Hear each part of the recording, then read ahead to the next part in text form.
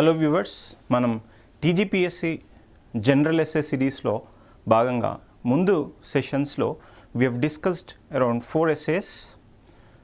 Contemporary social issues, social ఛాలెంజెస్లో ఒక 2 essays discuss చేశాము.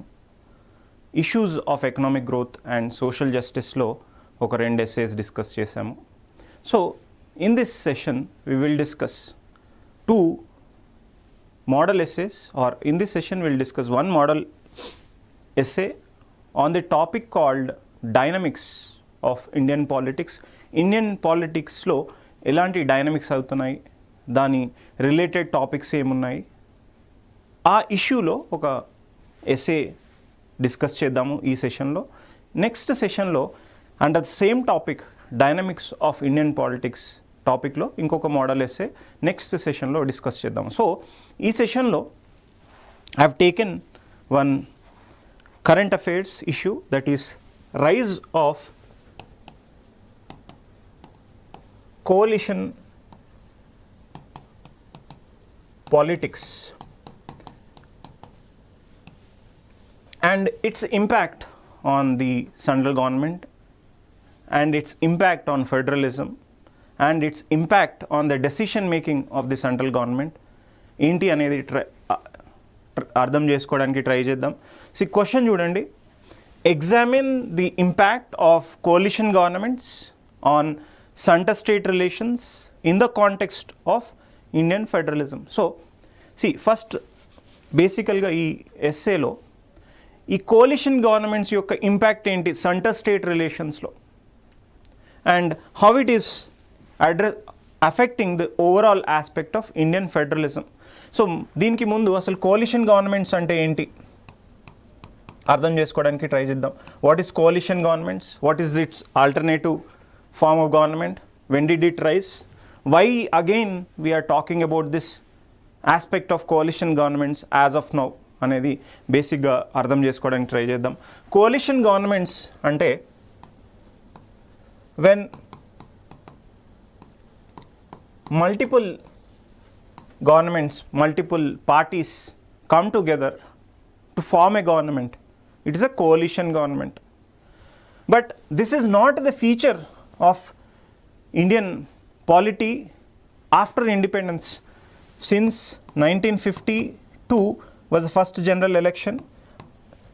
From that time till 1980s we were not having coalition governments at the center or at the states.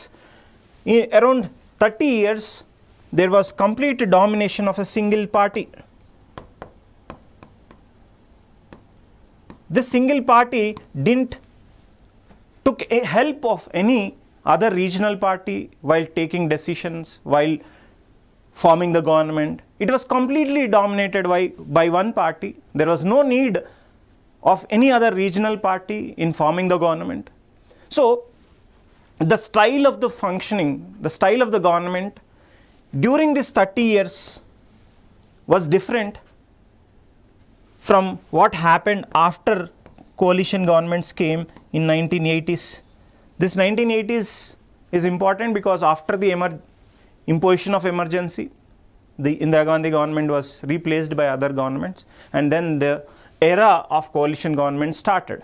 In this era of coalition governments, now the central government has to depend on the moods or the interests of the state governments, regional parties.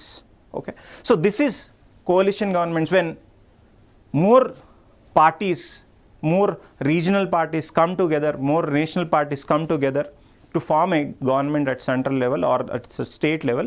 That is a coalition government. If it is not, it is dominated by a single party. In these 30 years Congress was dominating completely at the center and the states. That was a different era. There was no need for the government to take any help, any suggestion, any input from the state governments or other parties, whether it is national or regional. But since 1980s the system or the form of governments has changed. Coalition governments have come in. Now after coalition governments, the center state relations changed, the style of functioning of the governments have changed. Earlier it was more of autocratic form of government, whatever the Prime Minister or the head of the government, Prime Minister basically, thinks they were doing that without any help, without any suggestion from the other parties or other leaders. But since coalition governments, if a Prime Minister has to take a decision, they have to consult different parties. Earlier we have seen UPA, before that Janata governments, after UPA governments. We have seen a number of governments where these UPA governments were formed by help of different parties coming together and eventually forming the government at the central level. And since 2014 to 2024, there was a disappearance of coalition governments at the central level. People thought that the era of coalition government ended when Modi-led BJP came to power and formed the government at central level without any help.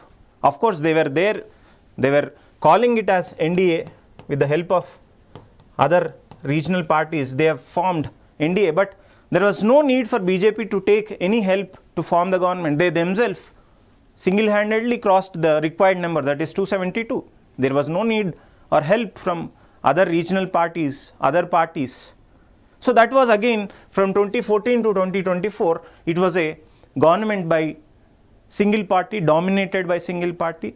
That time also it was thought that now it is moving in a direction of autocratic form, where the Prime Minister and the government is not consulting any state governments, not taking suggestions from any other political parties, leading to a style of functioning. But again, 2024, we have seen how BJP came short of the required number and eventually NDA came to power. But this was possible with help of regional parties like TDP and JDU. They came together and eventually formed a government at the center. Now, this coalition government is impacting the center-state relations. How it is impacting? What are the positive things out of this coalition governments? What are the negative things out of this coalition governments? How this coalition governments have been impacting the center-state relations. The impact of coalition government on center-state relations, both in positive sense and in negative sense, we will see in the overall context of Indian federalism. So that is the crux of the essay, and we'll try to understand that essay. So you can start with the meaning. So examine the impact of coalition governments on center-state relations in the context of overall federalism. You need to talk about few words on federalism also. So just give an introduction by explaining MC. In this series, I've been giving you these essays in point formats. That is only to make it easy for the viewers to understand the topic. But in the essay in general or otherwise also, don't write essays in point formats. Always make sure that you write essays only in paragraph formats. Don't use points ever in the essays. In your GS answers, you can use points. I would say you must use points in your GS answers. But in essays, don't use points. Always ensure that you write your points in a paragraph format only. Okay. So this is your introduction. Then talk about little bit of 2024 Lok Sabha elections, how 2024 again is a watershed moment in the formation of coalition governments. And then this is a thesis statement where we will explain this essay examines how coalition governments influence center-state relations in the context of Indian federalism, particularly in light of evolving political dynamics post 2024 elections. Of course, you need to give a complete perspective since 1980s, how coalition governments have affected center-state relations, but that is a brief explanation of the case, and then eventually you need to talk about what is happening in the context of post 2024 election. So the reason for bringing this topic is because after 2024 election, again there is a rise of coalition governments. In that context, there is a possibility that TGPSC can ask a question that on the recent dynamics of Indian politics, that is rise of coalition form of governments. So in that context, we are looking at this topic. So you write this and then rise of coalition governments and then impact. So this aspect is just explaining the rise of coalition governments post 2024, but this is the main aspect, impact of coalition governments on center-state relations. How? See, in your constitution, we will study about center-state relations around Articles 250. From there, you will talk about center-state relations. So in that context, how these center-state relations are being affected because of the rise of coalition governments. We will see first aspect of this, that is empowerment of regional parties in decision making. See, always 1952 to 1980s, it was single party domination.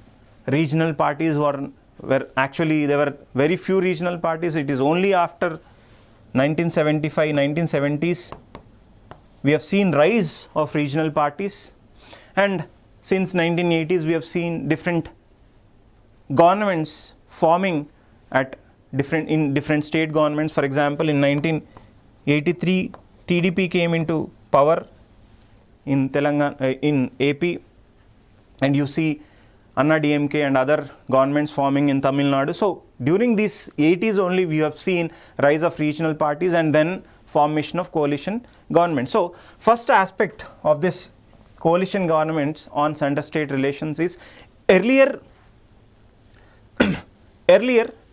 the central government was not taking or the regional governments into context while framing policies, whether it is economic policies, whether it is political policies, whether it is international policies, whatever it may be. Basically, central government is doing it in a unidirectional way without taking the inputs from the state governments. The reason is basically even the state governments are headed by the same political party. At center also you have Congress. In the most of the state also you have Congress. So these Congress governments at the state level basically dependent on the Congress government at the central level. So when they are dependent on central government, when these leaders acted as servants to the national leaders, then how can these state governments question the central government? How can the state governments demand or try to fulfill their interest from the central government? They could not. So that is even the reason for rise of regional parties. If you try to understand the rise of TDP in AP, it lies in the disrespect shown by the central leadership to the state leadership. Try to understand this. See, in 1978 to 1983, there was a state government in AP. At central you have Congress government. In AP also you have Congress government. In these 5 years, 4 chief ministers were changed at the will of the central government. First it was Chenna Reddy, then he was replaced by T. Anjaya,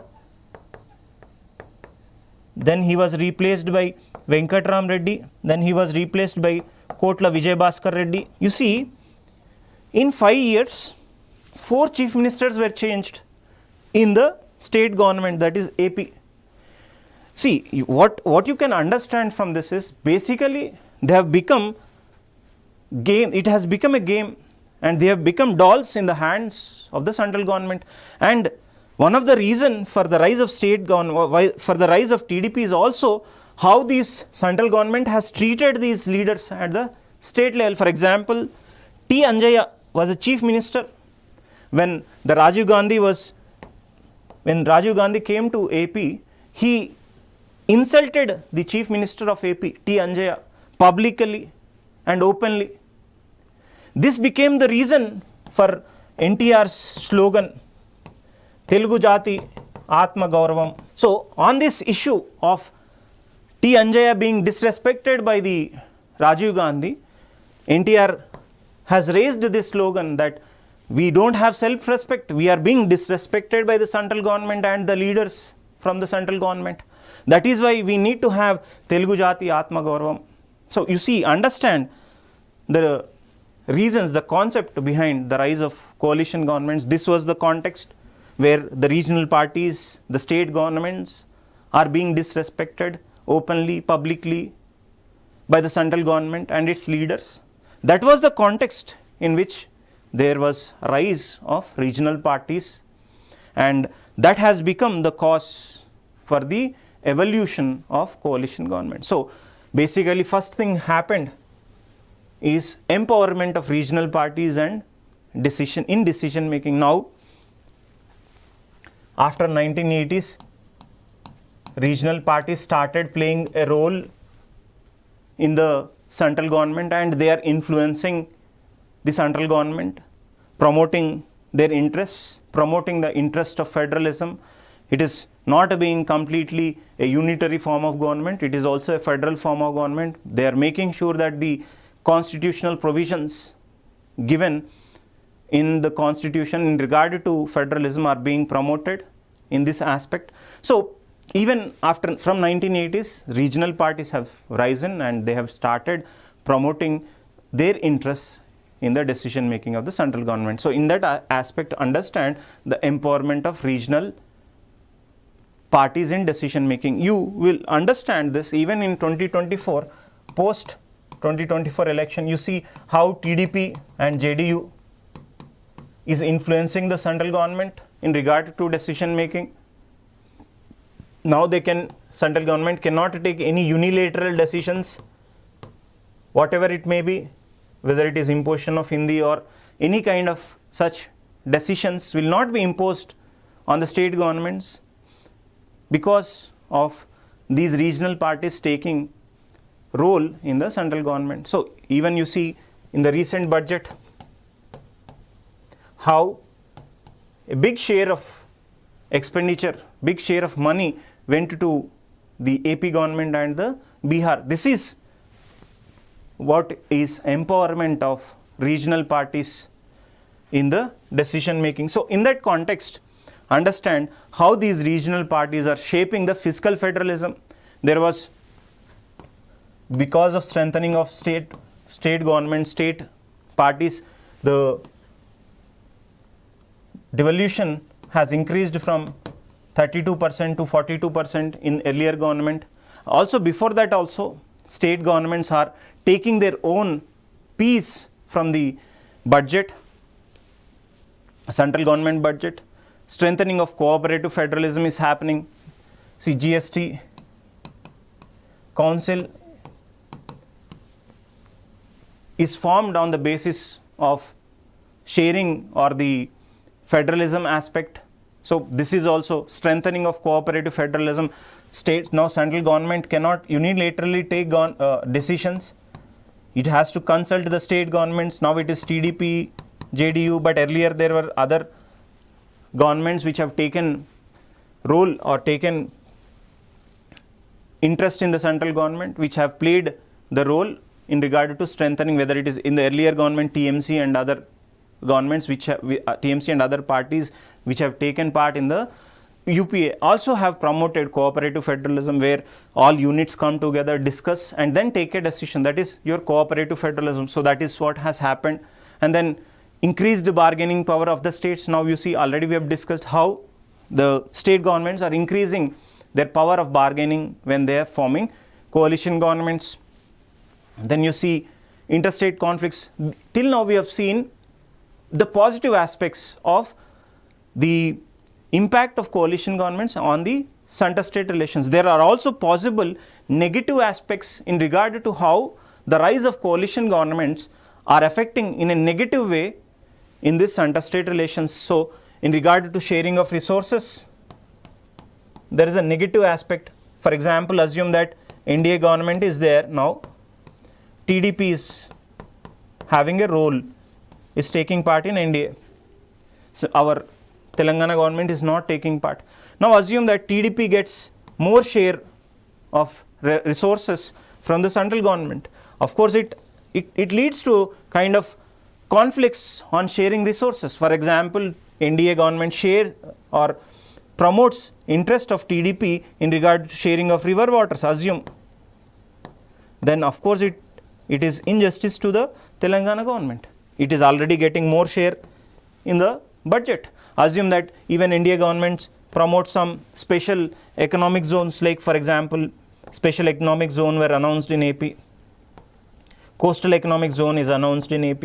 Then it will affect the Telangana government and the other state governments adversely, bringing more investments into the state government, in AP government. So this coalition governments may also have negative impacts. That is what we need to understand here. Also, coalition governments can have negative impact on the international relations. For example, assume that if Anna DMK and other regional parties, whether it is TMC, Anna DMK and other regional parties, play a role in the central government, then they will try to force the central government to take certain decisions or not to take certain decisions, which may affect the states, but it may affect our India's relations with, say, Bangladesh, or it may even affect our relations with Sri Lanka. For example, the 𝗂𝗽 Island, Teesta water river sharing, etc., etc. So, even our coalition governments may have a negative impact on center-state relations or the overall interest of the nation. It can also have negative impacts in regard to infrastructure projects. Central government may want to promote certain infrastructure projects where the state governments may interfere and may not let the central government do its actions, or even it may have issues or impact on the national security. For example, central government want to use the central forces, whether it is NIA, CBI, etc., in regard to addressing a security issue at the local level. But state governments may not allow this to happen, which may affect the overall national security. So, this is how the coalition governments have both positive and negative consequences for center-state relations. So, understand this. Then impact on central legislation. Positively it can impact, negatively it can impact. Also overall federal unity, already we have discussed how it can create some tensions between different state governments in regard to the coalition government. So overall it may also affect your federal unity itself. So first of all, understand what is coalition governments, what is the context behind the rise of coalition governments in 1980s, and then it has continued from 1980s to 2010, 2014. First 30 years it was 1950s to 1980s. It was completely dominated by single party. Then from 1980s to 2014, it was an era of coalition governments. From 2014 to 2024, again it was a single party dominated government.